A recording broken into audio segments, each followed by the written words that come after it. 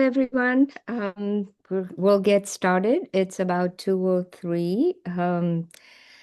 I wanted to welcome you to our webinar titled Immigration Insights from Trusted Attorneys. The idea of doing these series came out of me talking to several hundred prospective investors um, who I feel really do not have all the information because every time I talk to them, I always ask them if they've engaged an attorney, and they're like, "Oh no, we're going to do it next week, and then we'll be ready to file in a week." And I always have to say, well, no, that's not going to happen in a week. And then the conversation goes, oh, but we have a US based income and it's all our W-2 income. It is going to be so simple. And it really shows um, lack of education. So I wanted to kick off my first webinar with my dear friend that I've known for 10 years and great attorney, Rahul Soni. Rahul's been in this space for a long time. I first met Rahul, I believe, in 2017, 2018, so known him for a long time. And Oh, you're gonna age us now. yeah, and he's done some great work. We have some really enjoyed interacting and shepherding a lot of great families from India, from Dubai, who are almost our families now. I think we are part of their immigration journey, and we keep tabs on them. We keep in touch and keep hoping for the best results, and Rahul gets them for me. So it was it made sense to have kick this off with Rahul. And having said that, I'm going to hand over the space to Rahul so he can introduce himself.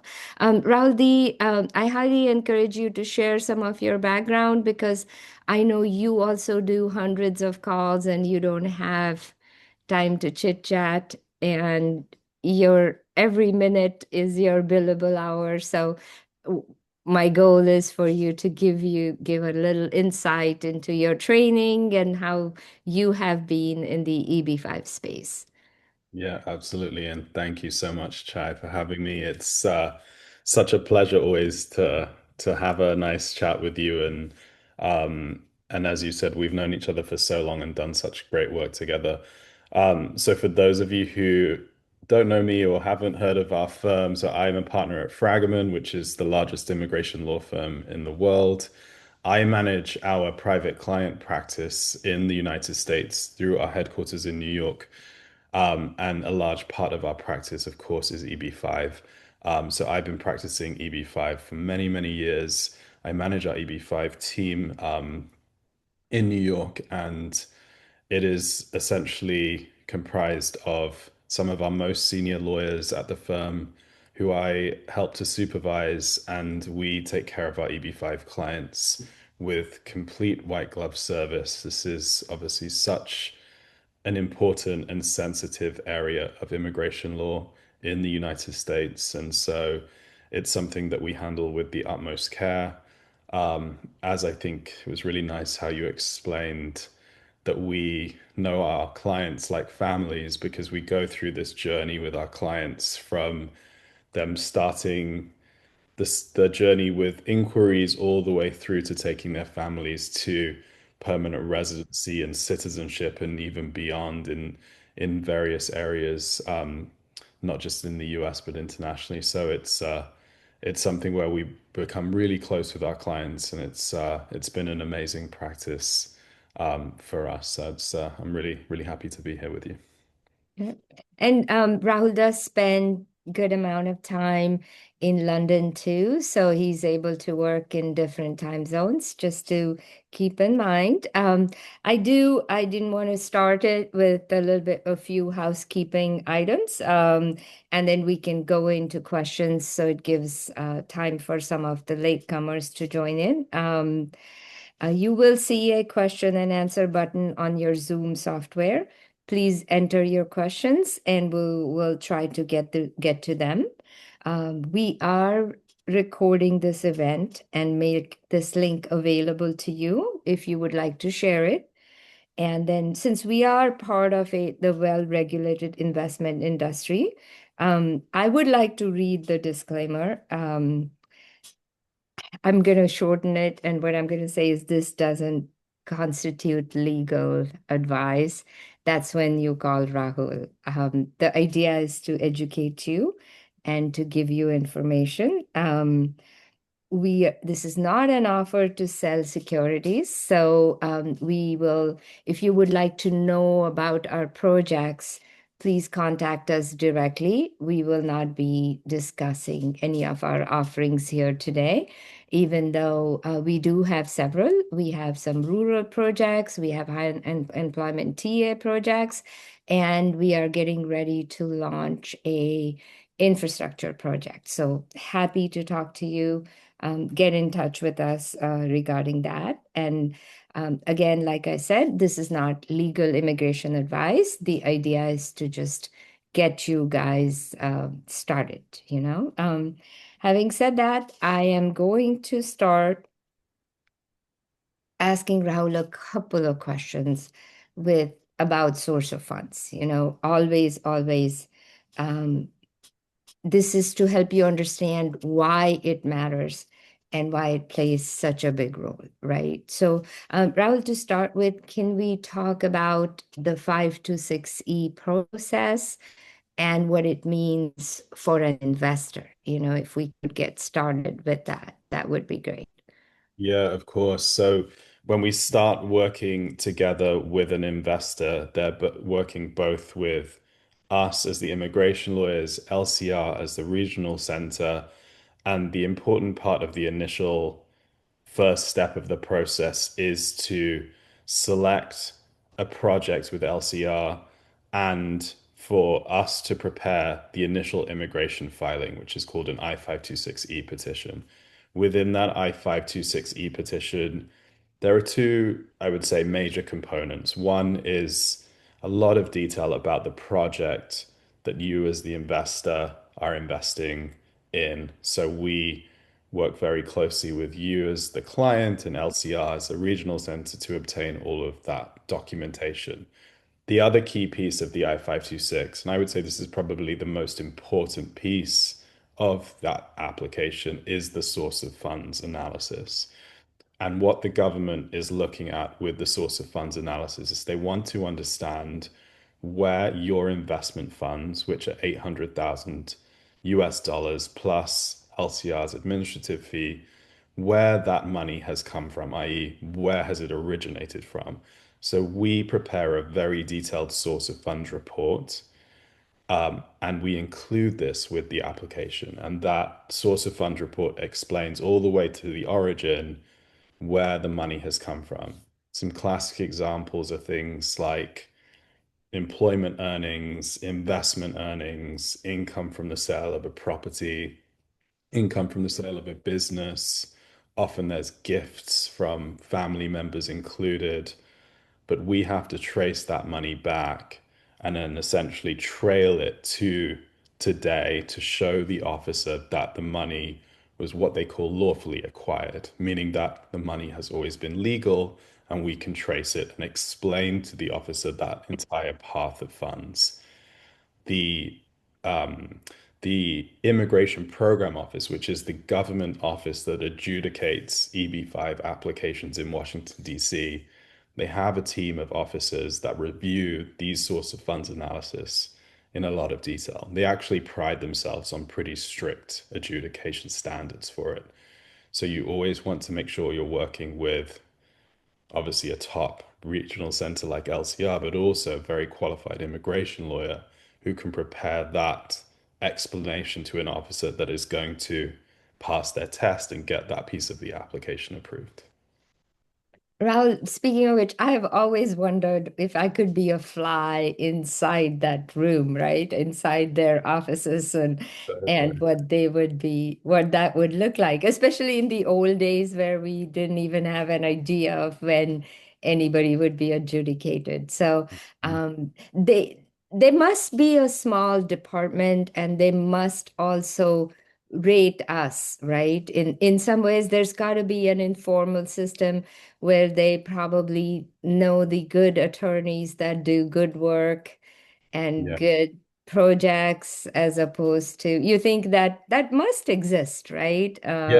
Yeah, I really do think it exists. I mean, it is, we do know, especially from our government affairs team at the firm, that we do know that it is a very specialized team of officers that adjudicate them. And just from our sort of, data analysis and metrics of doing this for so many years, I don't think it's any surprise that top regional centers like LCR or top law firms like Fragman get their cases approved very timely. I think I think there's a reason why, the best of those entities, regional centers and law firms receive good adjudication in general. Our audit and request for evidence rates are really low.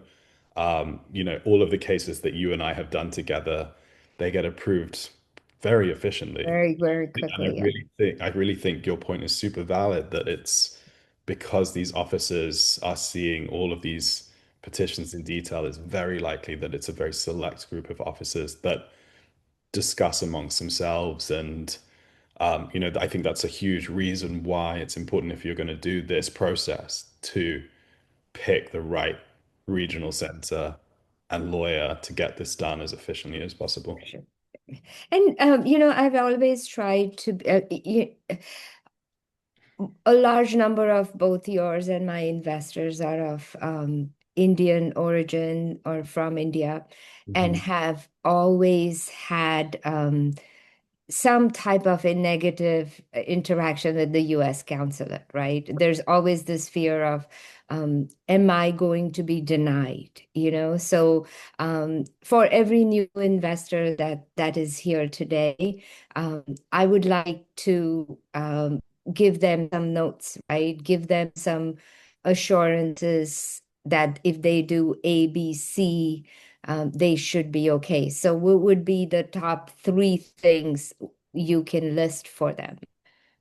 Yeah, I mean, I think, source of funds, I think, is the key piece, really, where we want to make sure that that is really ironed out. And sometimes that's a situation where, as we're preparing the petition collectively, we go back and forth and we have discussions to make sure that's really well explained. Um, Picking the right project is really important, especially for individuals who are filing and were born in India.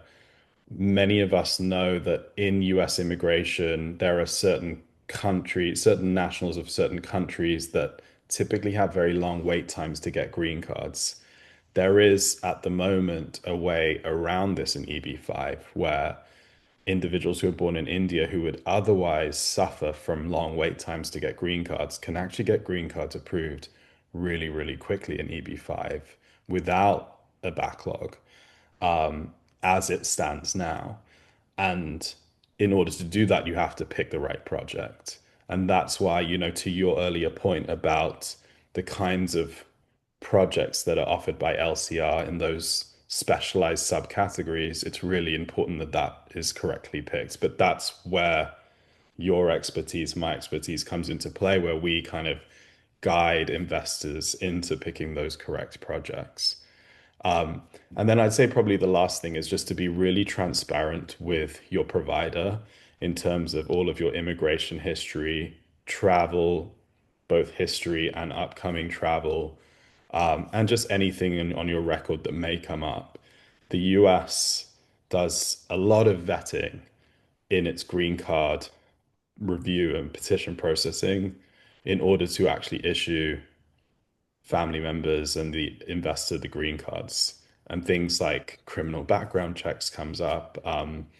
They look at residential history, employment history, all of your biographic documents. So just have a very transparent conversation with your immigration law provider to make sure that if there's anything they need to address, that they can do it head on.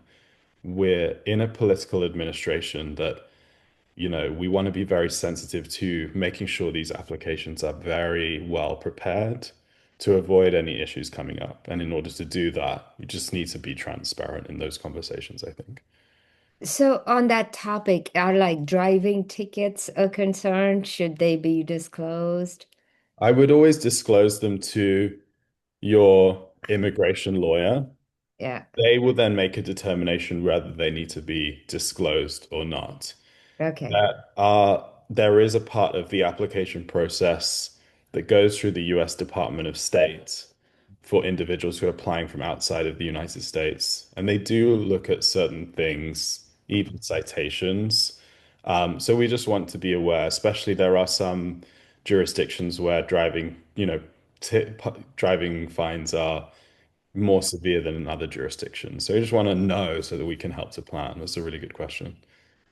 Do DUIs matter? Are they a big concern? DUIs can matter, yes. I mean, if you take an example of getting a DUI in the United States in a state like Arizona, it's treated more severely than in other states. So No. same kind of answer that a DUI can be a concern depending on where it happened. Yeah. Would you, we have a lot of students, as you're aware, some of them could be primary applicants. Mhm. Would you recommend they tone down their Instagram posts, Facebook posts, is that something you would, uh, Yeah, I mean, we will at the moment we want to be really careful about posting things that are politically sensitive.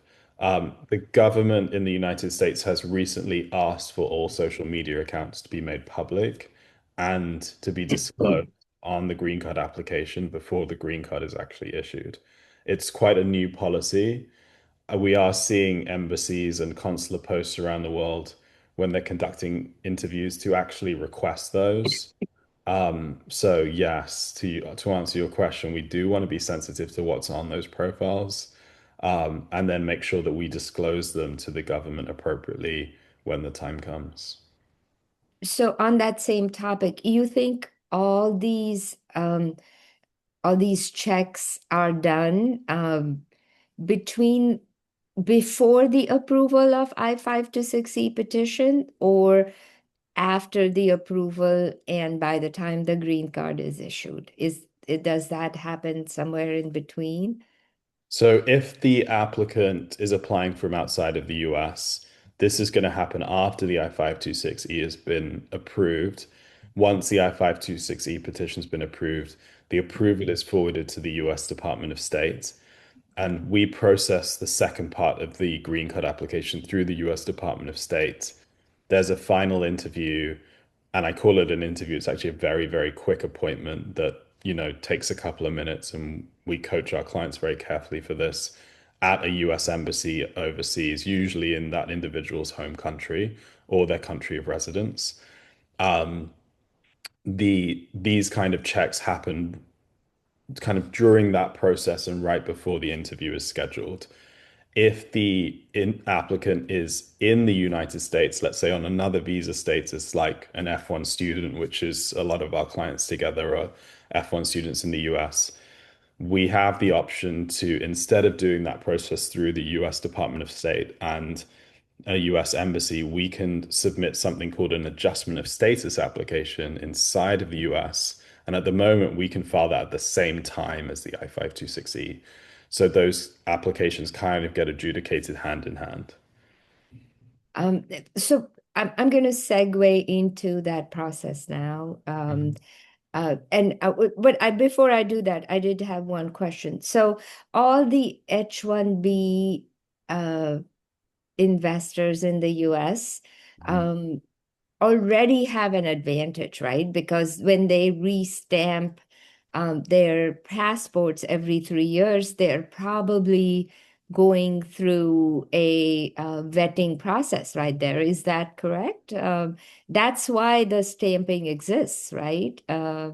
Yeah, absolutely. So any visa that's issued from any US embassy or consulate, they will vet those applications as well in a very similar way. Not quite to the level of green card applicants because they're not asking for things like police clearance certificates. but they are looking for sort of all of the sort of background history, previous immigration history entries, social media accounts, things like that. So it's very fair to say and reassure our especially H-1B US based investors that um, the chances of a I-526 denial, as long as they have engaged a good firm and chosen a good project, are really neck almost zero, right? Is because they do stress out a lot about that. And I really want to reassure them all the time, and Mhm. most importantly, I want to emphasize that because the real immigration risk really exists at the 829 stage. And that's what I want to now move into and have you maybe talk a little bit about that and how you perceive it. Yeah, absolutely. But to that earlier point, it's I completely understand why investors and applicants are nervous for this application. I personally have gone through the entire US immigration process myself. I was super nervous doing it. So I really get that there's a lot riding on it, especially when it's something where you're considering doing this for your whole family and you're investing a lot of money and putting a lot of energy in and hope into it. But if we do this carefully, we can really minimize any risks or issues with the process. And, from our perspective, we have a 100% success rate. So we've never had a case denial or any investor not being able to do this successfully out of, the thousands of applications that we filed. Rahul, let's move into the process itself, right? Mhm, mhm. So you usually, I know that when we refer investors to you, you usually have a introductory conversation with them, and we always encourage them to describe to you their sources of funds, and then obviously engagement happens, right? So they have to engage you through by signing the engagement letter. Paying the retainer, then what happens next? What do you do then? You know, Yeah, so what we do once a client is officially engaged with us, we do two things. We navigate the client very carefully through source of funds. So we'll have a detailed discussion on what their source of funds is, go through the narrative, and explain to the client and provide the client with a list of typical documents that we would need for their specific tailored narrative. So that my team can then start preparing the source of funds report. We also work with you and your team at LCR to help the client select the project, sign the subscription agreement, and start that process with LCR to get the project confirmed so that we can then also prepare and include all of the project documents, which are also part of the I-526E petition. So it's essentially starting both of those two parts of the I-526E at the same time. Um, Both have to be prepared in a lot of detail by your team, by my team. We work very closely with the client and kind of hold their hand all the way through to explain exactly what we need from them. And then your team, my team, we will obviously do the heavy lifting in terms of getting those documents ready, getting the file prepared, and then having it ready for the client to take a look at. My personal preference is once that source of funds report is ready, that I actually send it to my clients and I ask them to read it in detail and make sure what we're explaining to the government is actually factually accurate. Because we obviously don't want to make any mistakes with that because it's such an important piece of the application. So, just to clarify with us at LCR Capital, we always make sure that we have communicated with you. We have your green light to get the subscription document signed. So normally, I will not start the onboarding for anybody until you have said that you're close to completing the source of funds. Obviously, our investors have read through the documents. We have been answering many questions from them on those. So then we send them the signing pages. Once they sign them, we do the investor verification, and then we countersign the documents, and then only our investors fund, so that's really the last stage. We are very meticulous about observing it. So Yeah. Yeah. we are not in the business of having our investors sign subscription documents that they have no intention of subscribing to, so we do try to observe those. Just to reiterate, so we so far discussed source of funds and what that process looks like. If we could take a couple of minutes, if anybody has any questions about this process, we can talk about them. Please post a question if you have one, or I can move on to um, our next topic for discussion. So I'll give you guys a couple of minutes.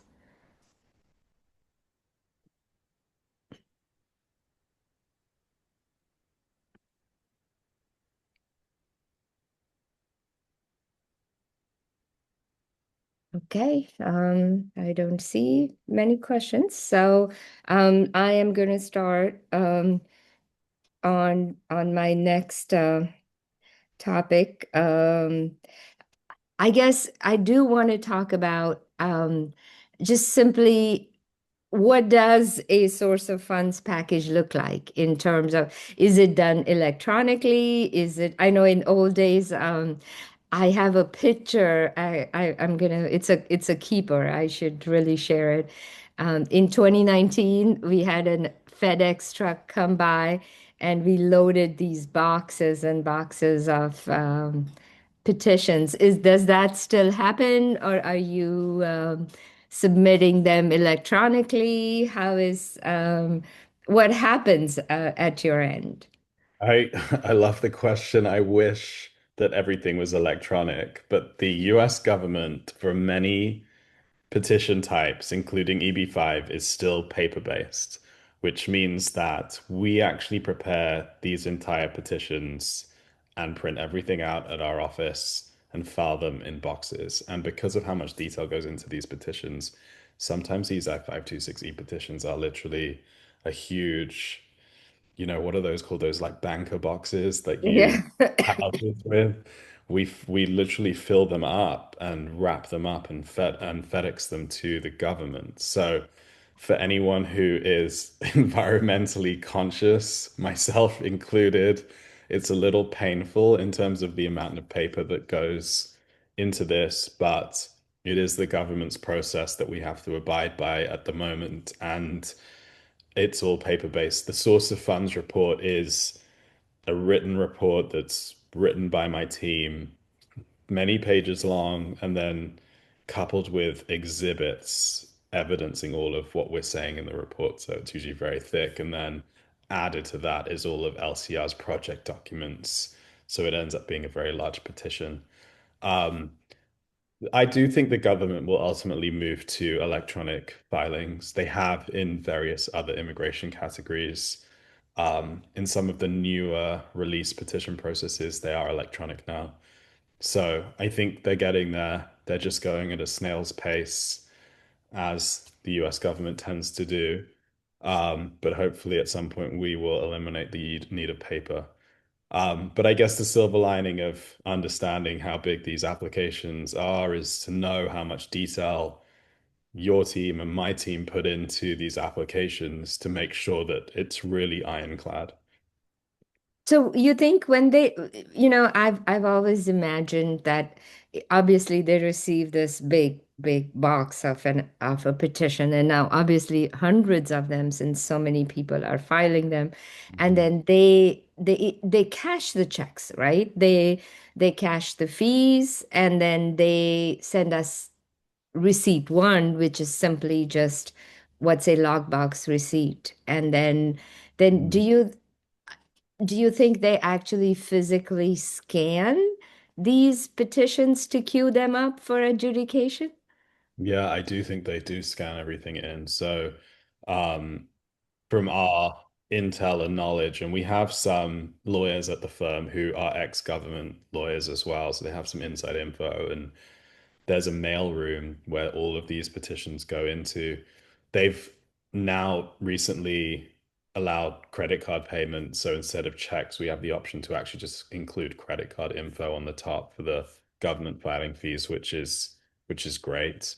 Um, and they scan everything in and then essentially gets queued up for the immigration officer to review. And one of the reasons why it's so important that this petition is so, I mean, this is my perfectionist characteristic coming out now, but that they're so perfectly prepared is because in that mailroom, if anything is missing or unsigned, or there's a box that's checked that shouldn't be, or vice versa, they'll reject the whole thing and send back all of that paper to the lawyer.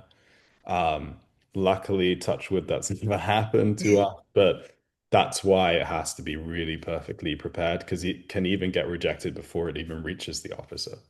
Yeah, yeah. And I on that note, I do remember 2019 we filed a petition on which the address, so certain clerical mistakes can also produce an instant denial, right? Can you elaborate a little bit on that? Yeah, so I mean, there's two types of denial. One is like an actual petition denial where the adjudicating officer, they'll usually issue something called a request for evidence, where they ask for more information. If they're not satisfied, that can result in the actual case getting denied, which is, obviously something we want to avoid. There's also an initial denial that's possible of the petition, which is called a rejection, where the mailroom can actually reject the petition if it's been sent to the wrong government department or the wrong address, or it hasn't got the correct fees included, or one of the immigration forms isn't signed by the client or the lawyer. There are certain items, and we have a list when I train my team. We kind of go through these things, and there are certain rejectable things that you just cannot make that mistake because the mailroom can outright reject it before it even gets any further. So, want to be really careful. The example you gave is a really good one, is addresses, because the government actually changes the address from time to time in terms of where the petition has to go. They don't really make any announcements. So we kind of live track where it has to go. EB5 tends to be a bit more standardized than other petitions in the sense that it's a very specific team in Washington, D.C. adjudicating it. But sometimes they'll have the petition rerouted from one address to another. So you just have to pay a lot of attention to what's happening. Ah, well, that's good to know. I mean, but just in case, so if they send it back, you can correct and refile, right? That's Uh, correct. When it's uh, a rejection, it's not like an official denial of the case. So you can literally, they'll usually have a notice that says, you missed this fee or you sent it to the wrong address, and you can essentially just refile it. So it's not actually going to put the client in any kind of negative position besides probably wasting a couple of weeks of Weeks time. there. But we don't want that for our clients, right? We want No, them to. no. In 2019, I had an investor that used my cousin's an attorney type of an attorney, and they did send in the wrong, they didn't fill in the address correctly. It Mhm. got rejected. By the time they found out, the deadline for 500K investment threshold had Oh, come and okay. gone by. So Uh, it had some serious consequences, yeah, that's not a good one because at that time No, not a got good story at 900K, all. right? But That's yeah, not. I always share. I had another one, again, my cousin's my attorney type of story. And the attorney moved from the address that um, they had on the file because that's the address USCIS communicates to. So my client never found out all the changes, and so there was an RFE which went unanswered, and Yep, it was a nightmare. So I really, really, that's why every time I talk to a prospective investor and I have this scenario of my cousin's going to be my attorney, Yeah. it really scares me. There's like this, like, please don't do that. Whether you invest with LCR or not, just don't go to find a good immigration attorney, you know? Oh, 100%. I mean, it's all about the immigration lawyer and the regional center because that just kind of make or break the situation. I Yeah. mean, you know because we've worked together for so long that people come from other lawyers or other regional centers with major issues and errors, right? They have their lawyers not filed a response to a request for evidence, or the last part of the case hasn't been filed on time. And we can usually fix it. And we've done a few together, I think, where we fixed clients and sorted them out.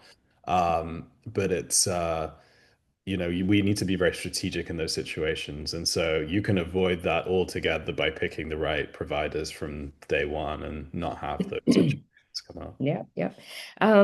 So I really wanted to move on to a little bit on I think because most of our investors on today's topic is just starting their EB5 journey. I do want to talk a little bit about the sustainment period. If you can provide us some guidance and what they need to know about the sustainment period, that would be greatly appreciated. Yeah, of course. I mean, the investment funds, 800,000 US dollars, they're invested at the beginning of the process.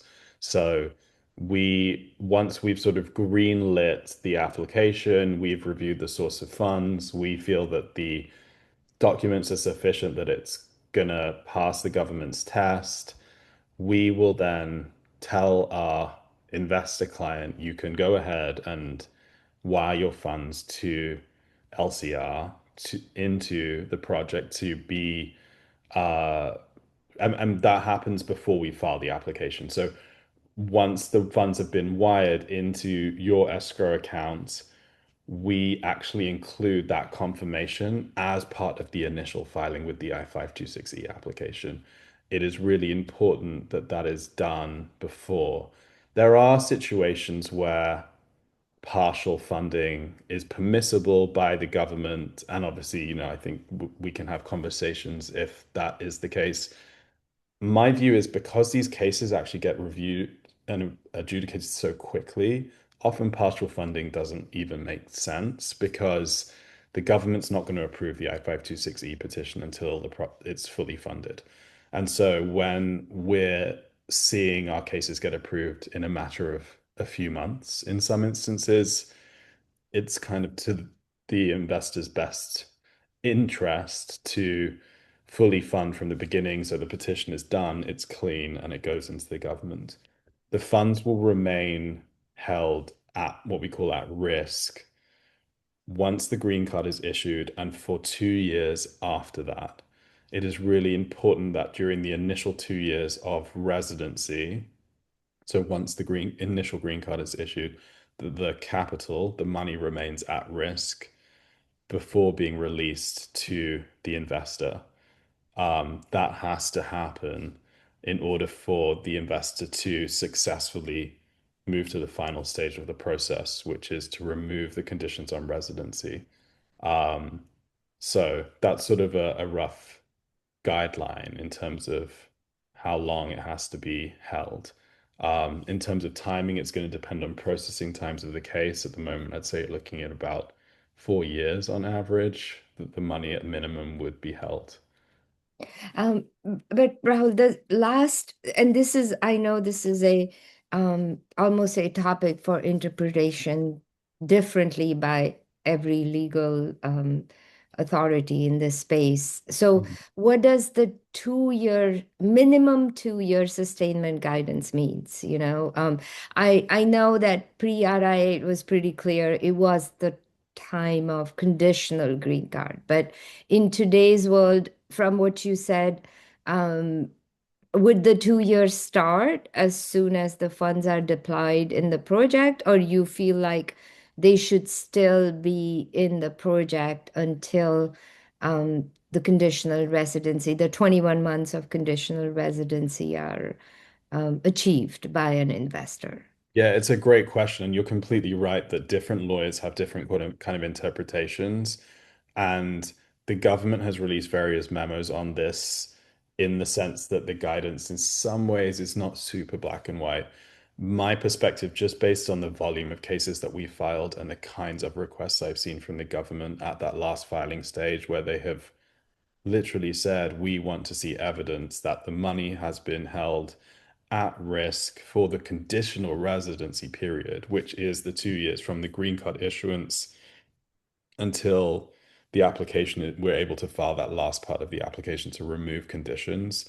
I think it's safest for the investor to have the money held at risk and not be returned until we file that last piece of the application. It is a lot better than many years ago where most lawyers were advising clients to actually have their money held even beyond that until that application has been approved. So Approved. it's many years where investors would have their funds held and not be able to get them back. Now, at least there's some sort of, let's say, silver lining to some of the updates that they can get it a bit earlier. But we just want to be sensitive to the fact that these officers can request that. And so the last thing I would want is for one of our clients to have that kind of request come up and for us not to be able to provide evidence for it. So really going back to it, a 5-year offering, right? Either a 5-year loan term is really the safe way to go, isn't it? It's a very reasonable amount of time Yeah, to, yeah, yeah, yeah, yeah, yeah. yeah. I think Uh, that's the right way to go. Yeah. yeah. Speaking of which, have you guys filed any 829s post RIA? We have You filed have. them, and some of them have been approved very, very quickly. Okay. Um, I have some of them that have been approved in less than a year. In some cases, 7 months, I think was the quickest one. Ah, So I yeah, That's got to be amazing. I don't personally have one yet that is at the 829 stage. So I remember the joy I felt with my first one, and obviously even more of a joy when we returned the capital. I mean, that feeling is awesome. I have yeah, some of my investors now going for citizenship. So I attended their ceremonies, and that's it's as great. good as now. The only thing I need is some wedding invitations, and then I'm Right? all set. I've already done the graduations. I love it. I love it. Yeah, Yeah, I mean, that's the thing. It's so nice to have to see our clients go through this whole journey from start to finish. So yeah, yeah, and especially when we get some of these approvals really quickly and the clients are just overjoyed and get their green cards issued and the kids get permanent residency and don't have to deal with visas and things like that. It's really nice. yeah, yeah, yeah, yeah. I really do. We are almost 46 minutes into our seminar, and I promised you I was going to do this in the hour. It's Friday evening. You have very generously accommodated us. So I just want to is there anything you want to talk about, considering these are if you can give them 3 tips maybe on what what mistakes they can make in source of funds and what can they avoid, I think that would be a very helpful information from you. If we could tell them a couple of things, like maybe start working on your birth certificate, or what would be some of those tips that you can share? Yeah, yeah, for sure. That's a good question. So, one of my tips for source of funds is if you can keep it simple.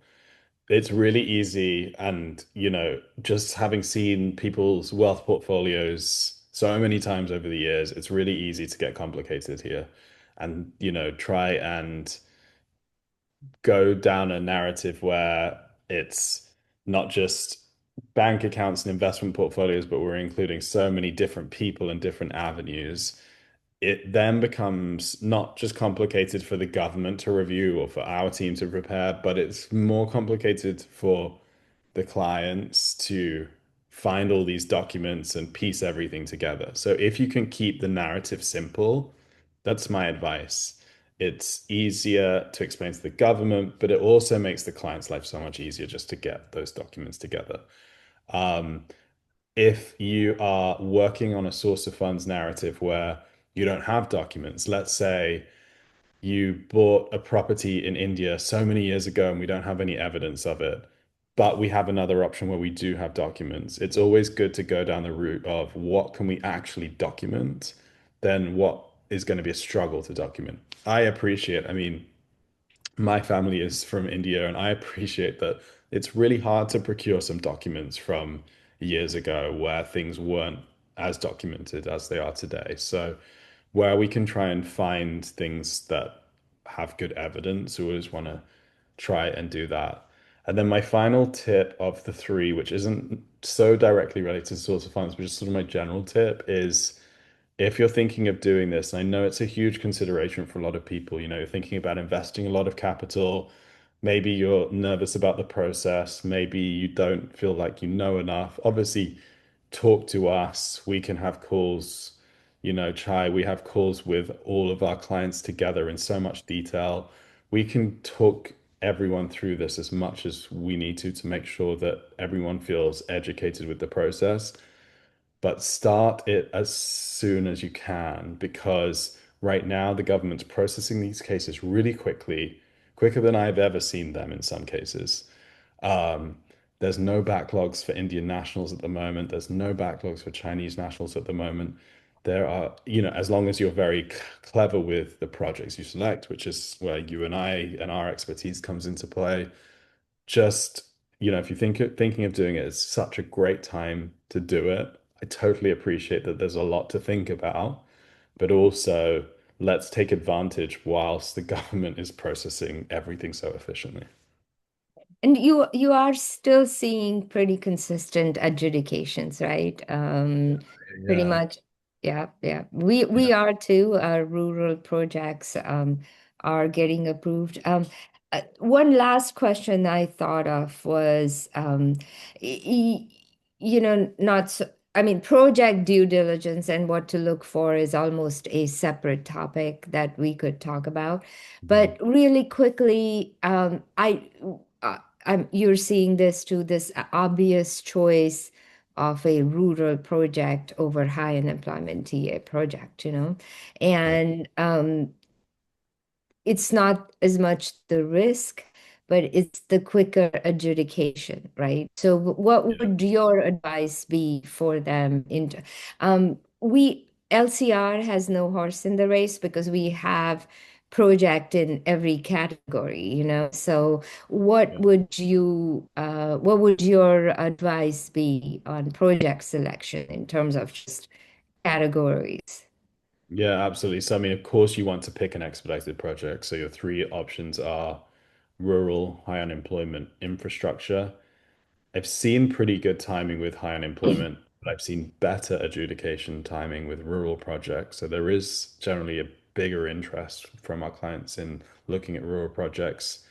Infrastructure projects, in my opinion, are kind of like the new hot thing on the block. And because of maybe, let's say, potential retrogression in the future in some subcategories, having an option to do an infrastructure project may make a lot of sense for some people. It's really nice that you guys have all three because I know you're about to launch an infrastructure as well.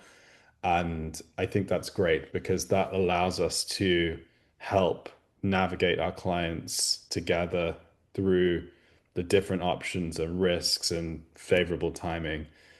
They're all at the moment receiving very solid processing times. I would say just with an edge towards rural and infrastructure projects. Have you seen what would be the time for, I know rural projects is anywhere between 3 to 9 months. How Mhm. about infrastructure projects? So infrastructure projects, the data is a bit newer because I'd say most regional centers, they're sort of just launching them now. But um, looking at around the same timing, through I'd say about 3 to 9 months as well. Oh, okay, that is really good to know. That's definitely good to know. Yeah. We're at the top of the hour. Any questions?